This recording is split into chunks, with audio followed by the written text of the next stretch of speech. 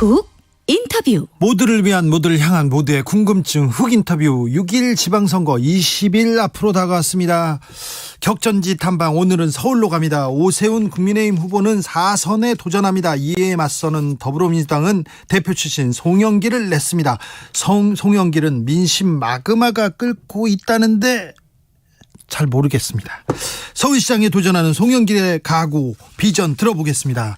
어서 오세요. 네, 안녕하십니까? 네. 자, 마그마가 끓고 있습니까? 민심은 끓고 있습니까? 저는 민심의 흐름이 조금씩 느껴집니다. 예. 그리고 이제 교통이 오늘부터 막히기 시작하는데 네. 길이 막히는 것처럼 가슴도 막혀 있고 텔레비도 안 보는 사람들이 많습니다. 이런 길을 뚫어주는 것이 윤석열 대통령께서 말씀하신 국민을 하나로 통합하는 데 기여할 것이다. 그래서 네. 저는 송영길이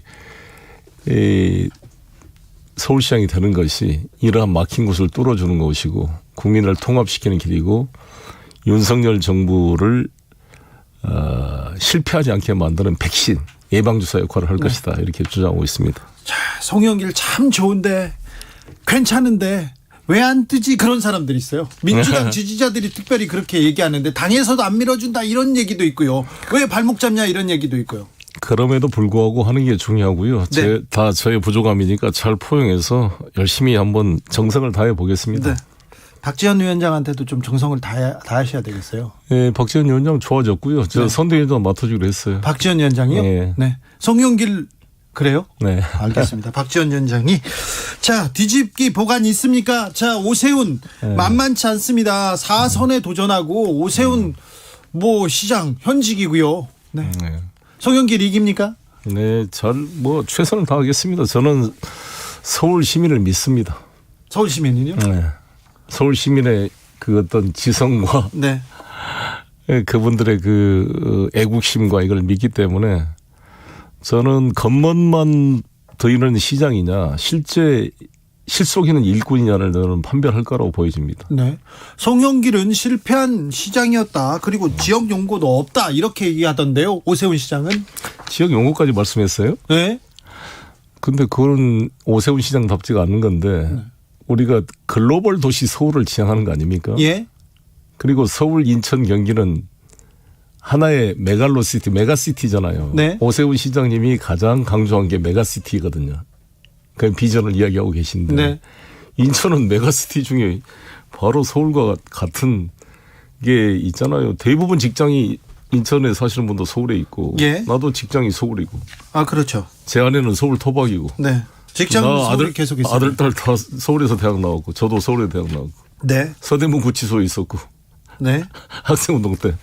그리고 사법시험 합격해서 지금 윤석열 대통령이 살고 계시는 아크로비스 앞에 거기가 사법연수원이었습니다. 예. 우리가 서초고등학교라고 그랬죠. 네. 그런 걸 떠나서 나는 그런 논리는 오세훈 시장에 맞지 않는 것이다. 글로벌 도시 서울은 대한민국입니다. 전 네. 세계를 쌓아내야 되는데 영김 국회의원이 인천 출신이거든요. 네. 캘리포니아 지금 연방 하원의원입니다. 네네. 인천에서 태어나서 초등학교 다니다가 이민 가서 캘리포니아에서 연방 하원의원이 됐어요. 예. 알겠습니다. 그리고 태영호 의원님은 북한에서 태어났잖아요. 네. 언제 오신 줄 알아요? 여기 한국에? 2016년도에 왔어요. 네. 4년도 안 됐는데 강남 국회의원 공천에서 강남에 당선됐습니다. 네. 국민의힘에서. 네. 지역 용고를 따지기는 좀 그렇네요. 그런 거 따질 문제는 아니고. 네. 자. 저는 아무튼 이 당 대표로서 전국의 문제를 고민해 온 거 아닙니까? 예. 제가 인천 출신이지만 가덕도 신공항에 앞장선 게 국가 전체 이익을 고민한 거죠. 서울의 부동산 문제에 제가 집중 고민한 것도 마찬가지라고 생각합니다. 네. 부동산 정책 그리고 경제 정책은 자신 있다 계속 얘기하고 있습니다. 현실적으로도 그래도 고민도 제일 많이 했다 얘기하는데 오세훈에 비해서 경제 정책, 부동산 정책 더 낫습니까? TV 토론을 통해 밝혀질 텐데. 왜 TV 토론을 안 해요? 그러게요. 근데 이해는 되죠. 보통 이제 정치에서 지지도가 10% 이상 높은 후보는 괜히 TV 토론 해봤자. 아, 지금 오세훈 후보가 TV 토론 응하지 않습니까? 안 하고 있습니다. 어디 모임에도 안 나오고요? KBS 방송기자 토론 초청해서 지금 저 권수정 후보만 오케이 했고 오세훈 후보는 거부하고 있습니다. 네. 방송 인터뷰도 안 하셔가지고 저희가 계속 지금 요청하고 있는데 지금 못하고 지금 송영길 후보만 하고 있습니다. 그렇습니다. 자, 그래서 앞서 가서 지금 TV 토론은 해야 되죠. 법정으로 법정 토론은 1회 이상 하게 돼 있어서 한 번만 할 가능성. 설마 한 번만 하겠어요. 2번은 해야 될 텐데. 네. 자, TV 토론을 하면 근데 이제 보통 일반 정치인들이 그런 행태를 보이는데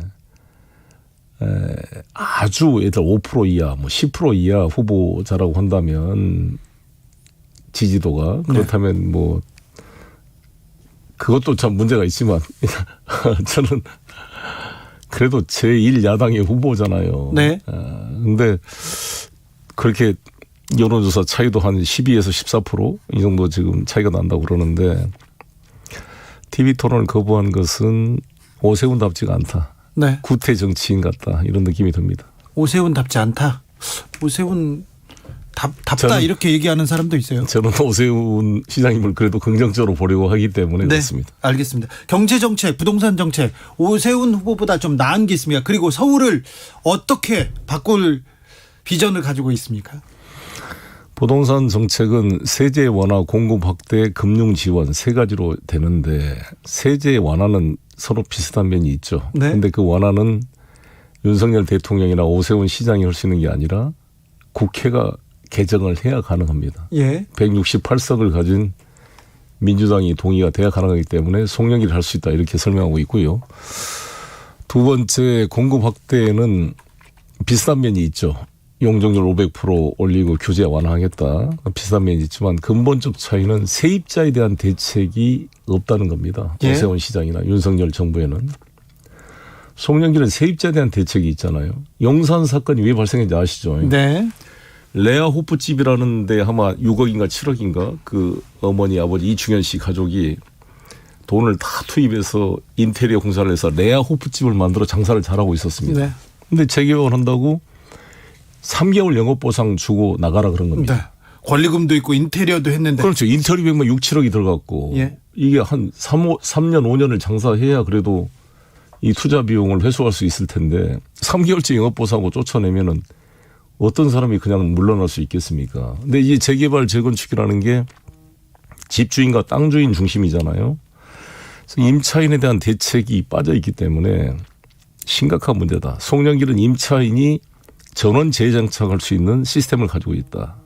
누구나 집, 누구나 보증, 누구나 상가 시스템으로 재개발 재건축을 하는데 임차인들이 100% 재정착하도록 만들겠습니다. 이게 근본적인 차이입니다. 오세훈 시장과 송영길의 차이가. 예를 들어서 세운 상가를 지금 오세훈 시장께서 싹 밀어버리고 녹지축을 만들겠다 하고 있잖아요. 예. 박정희 시대 때 세계의 운이 모였다 그래서 세운 상가입니다. 그게. 근데 이제 많이 쇠락하고 있는데 청계천을 개발할 때 이명박 시장이 그 청계천 상인들을 이제 철거하면서 네, 저희 가든 외부로. 파이브 네. 송파에다 만들었는데 그 실패했거든요. 예. 여기도 마찬가지입니다. 제가 쭉 세운상가 상인들하고 간담회를 해봤더니 이 생태계가 깨지면 다른 데로 가기가 어려워요. 네. 근데 뭐 영구 임대상가 일부 한다 그러지만 상당수가 배제돼 있습니다. 그래서 저는 오세훈 시장이 한 번도 이분들하고 간담회를 안 했더라고요. 네. 그래요? 서울 전문가라 그러면서. 네. 그리고 저는 오자마자 동자동에 서울역 그 뒤쪽에 있죠. 네. 앞 맞은편 옛날 대우 건물 뒤쪽에 쪽방촌을 가서 쑥 쪽방촌 사람들 만나봤는데 거기도 한 번도 안 오셨다 그러대. 자, 오세훈의 서울시 정책들 어떻게 보고 계십니까? 그러니까 오 시장님은 주로 겉멋을 많이 이제 드린다 이런 평가가 있잖아요. 뭐 디자인. 한강 르네상스, 뭐 세빛둥둥섬, 뭐 디자인 서울 네. 그런데 그 왜 그랬냐 그러면 지난번 한명수 후보와 토론에서 디자인 서울을 해야 관광객을 유치해서 그 효과를 봤다 뭐 이런 건데 디자인 필요하죠. 근데 저는 그런 것보다는 UN 5본부를 유치하게 되면 완전히 서울의 위상이 글로벌하게 바뀌고 관광객뿐만 아니라 마이스 산업의 획기적인 발전의 계기가 될 거라고 봅니다. 훨씬 실속 있는 공약이다 이렇게 아무튼 말씀드립니다. UN 본부를 서울로 데려온다, 유치하겠다 이렇게 얘기하는데 그거 실현 가능성이 있습니까? 그렇습니다. 실현 가능성이 있으니까 반기문 전 총장님도 아주 좋은 공약이다. 같이 협력하기로 했고요. 아, 그래요? 네. 제가 시장에 당선되면 잘 모셔서 추진위원회를 구성하겠습니다. 네. 그리고 박진 외교부 장관 내정자는 네.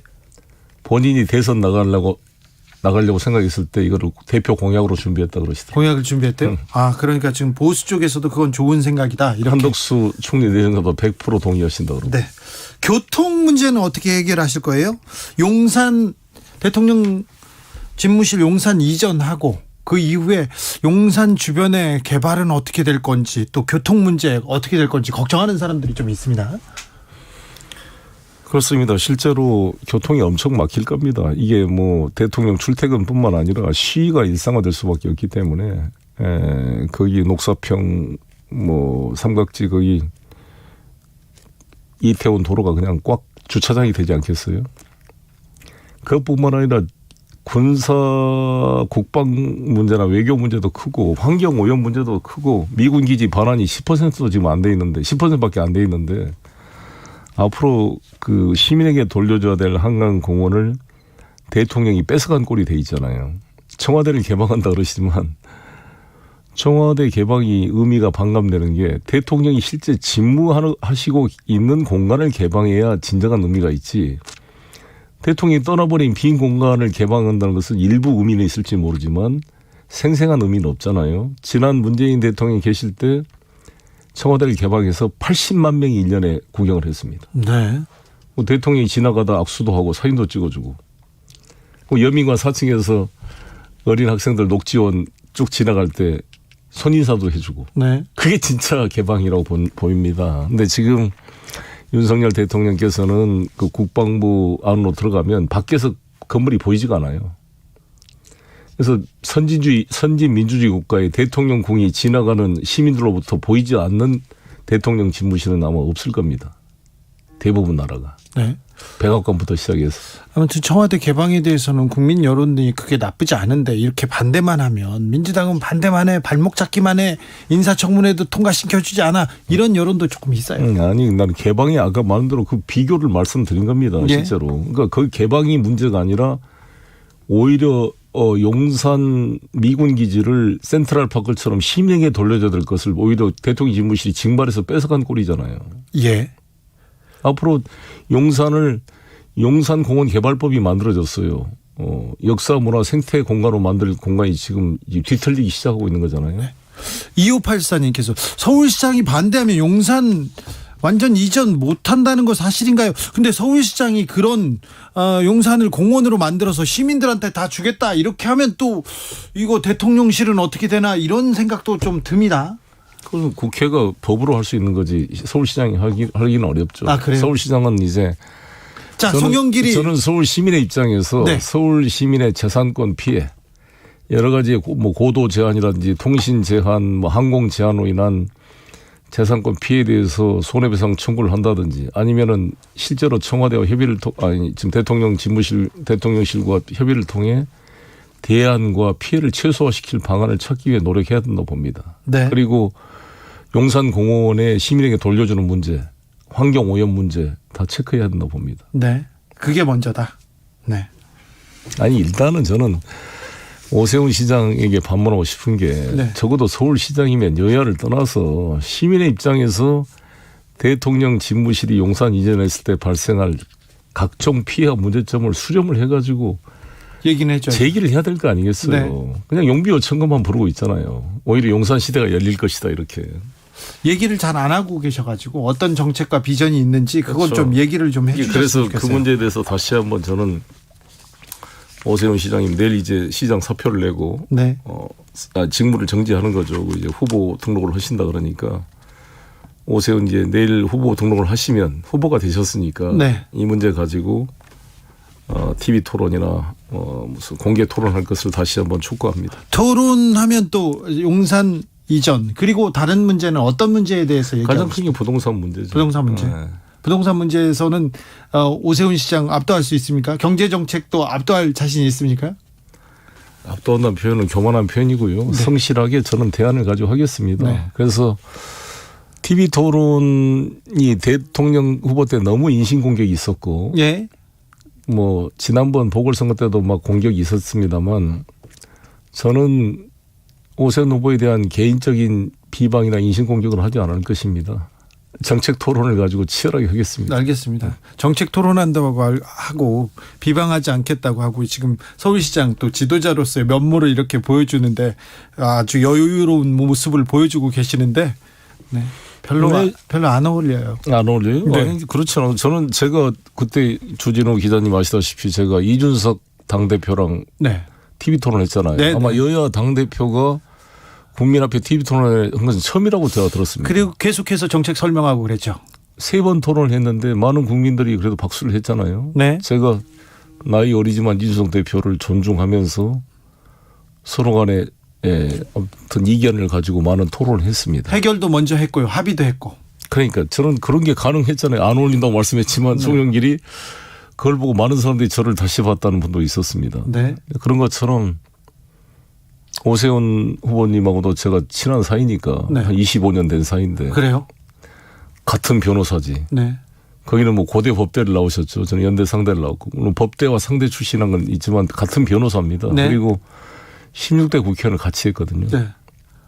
우리 당으로 입당시키려고 노력을 많이 했습니다. 그때. 그래요? 근데 양쪽이 협상을 하시다가 저쪽 지역구를 강남구로 준다니까 저쪽 당으로 가셨죠. 예. 그리고는 또 이렇게 길이 달라졌군요. 길이 달라졌습니다. 네.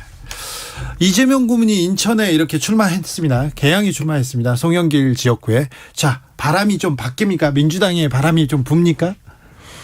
이제 시작인데요. 이제 시작이라고 며칠 안 남았는데요. 뭐 20일이 남았잖아요. 20일 남았는데 민주당이 여기저기에서 조금 뭐 그렇게 좋은 평가를 받고 있지는 않은 것 같습니다. 아까 말씀드렸습니다만 지지율 격차가 오세훈 송영길 12% 난다. 이 여론조사 개요 잠깐 말해야 됩니다. 데일리한 여론조사 전문기관 여론조사 공정에 의뢰해서 지난달 28일 9일 조사했습니다. 자세한 내용은 여론조사 심의위원회 홈페이지 참고하면 됩니다.